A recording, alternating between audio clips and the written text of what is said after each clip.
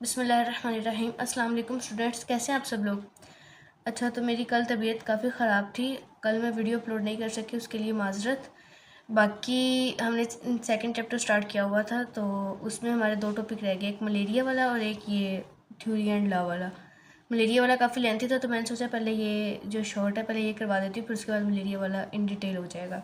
ठीक हो गया, तो स्टार्ट करते हैं। बिस्मिल्लाहिर्रहमानिर्रहीम। सबसे पहले हमने पढ़ना है कि थ्योरी क्या है, व्हाट इज़ थ्योरी। हम कहते हैं कि हाइपोथेसिस जो है ना, उसका जब बार बार एक्सपेरिमेंट से एक्सपोजर होता है, बार बार उस पर एक्सपेरिमेंट्स किए जाते हैं एक हाइपोथेसिस पे, और वो इतने एक्सपेरिमेंट्स हो गए, उस पर एक्सपेरिमेंट्स करने के बाद प्रूव होता है कि वो हाइपोथेसिस जो है फाल्सीफाइड नहीं है, मतलब हम उसको गलत साबित नहीं कर सके उस हाइपोथेसिस को। तो वो जो वेल सपोर्टेड हाइपोथेसिस होता है, basis for formulation of hypothesis, इससे दूसरे हाइपोथेसिस बनते हैं। ठीक है, उसके लिए बेसिस होता है। अब ये एक थ्योरी जो वेल सपोर्टेड है, जिससे आगे मजीद हाइपोथेसिस बनेंगे, एक हाइपोथेसिस जिससे आगे मजीद हाइपोथेसिस बन रहे हैं, उसको हम लोग क्या कहेंगे, उसको हम लोगों ने थ्योरी कहना है। अब कहते हैं कि जिसमें एक हाइपोथेसिस जिस पर ज़्यादा से ज़्यादा टेस्ट हो सकते हैं, उसको हम लोग थ्योरी कहेंगे। ठीक है, और ये जो है ये सपोर्टेड होती है बाय ग्रेट एविडेंस, इसमें मतलब एविडेंसेस बहुत ज़्यादा होते हैं, और ये जो थ्योरी होती है ये नेवर रिजेक्टेड होती है, ये दोबारा मतलब रिजेक्ट नहीं की जा सकती। ठीक है, उसके बाद हमारे पास टॉपिक है लॉ और प्रिंसिपल का। कहते हैं अब क्या होता है, नाउ व्हाट हैपन्स, क्या होता है कि जो प्रोडक्टिव थ्योरी होती है, एक प्रोडक्टिव थ्योरी होती है, उससे हम लोग नए हाइपोथेसिस बना सकते हैं। ठीक है, हम लोगों ने पहले ही बोला है कि थ्योरी जो है वो बेसिस प्रोवाइड करती है।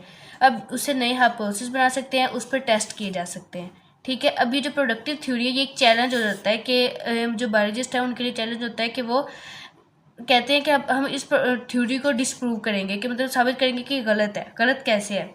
अब अगर थ्योरी जो है वो सर्वाइव कर जाती है, इन डाउटफुल अप्रोचेस को सर्वाइव कर गई है, ठीक है, और ये उस पर कंटिन्यूस एक्सपेरिमेंट किए जा रहे हैं, बट वो जो है वो सपोर्टेड है, मतलब वो सर्वाइव कर रही है थ्योरी, तो उसको हम लोग क्या कहते हैं, वो इरिफ्यूटेबल हो जाती है और वो लॉ बन जाती है, लॉ एंड प्रिंसिपल। अब लॉ की उसने डेफिनेशन बताई, साइंटिफिक लॉ इज यूनिफॉर्म और constant fact of nature. It's constant fact of nature, मतलब ये चेंज नहीं हो सकता। और लॉ में उसने दो एग्जांपल्स दिए, Mendel's law of inheritance and Hardy Weinberg law. ठीक हो गया, उसके बाद हमारे पास आता है एक फ्लो चार्ट है, वो पूरे का पूरा चैप्टर ही है। ठीक है, तो उस फ्लो चार्ट को मैं थोड़ा सा एक्सप्लेन करती हूँ आपको कि हम लोगों ने बायोलॉजिकल प्रॉब्लम जो है वो सॉल्व कैसे करनी है। ये सारा उसी का बताया हुआ है इसने, कि ये बायोलॉजिकल प्रॉब्लम आ गई।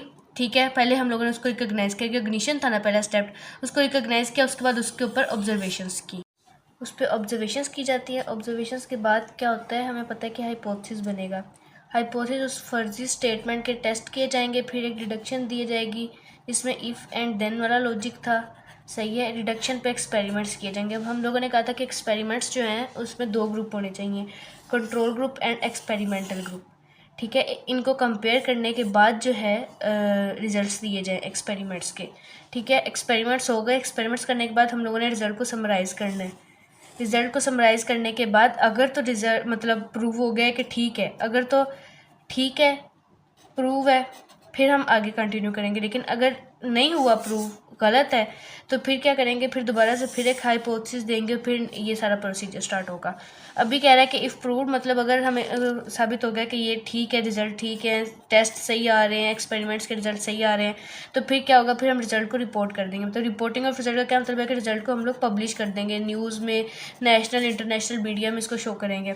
फिर इन रिजल्ट्स पे फर्दर टेस्टिंग होगी, टेस्टिंग के बाद जो चीज़ आएगी उसको हम लोग क्या कहेंगे, थ्योरी कहेंगे।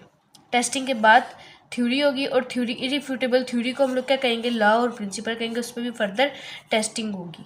ठीक हो गया, ये छोटा सा फ्लो चार्ट था, सिंपल वे में मैंने कहा मैं आपको बता देती हूँ, बस सारे का सारा चैप्टर जो है वो यही है। ठीक हो गया, और बाकी अभी हमारा मलेरिया वाला एक टॉपिक रह गया, वो हम इंशाल्लाह कल कर लेंगे। आज मुझे दे इजाज़त, उम्मीद है आपको वीडियो पसंद आई होगी। वीडियो को लाइक कर दें, चैनल को सब्सक्राइब कर दें। थैंक यू सो मच, अल्लाह हाफिज़।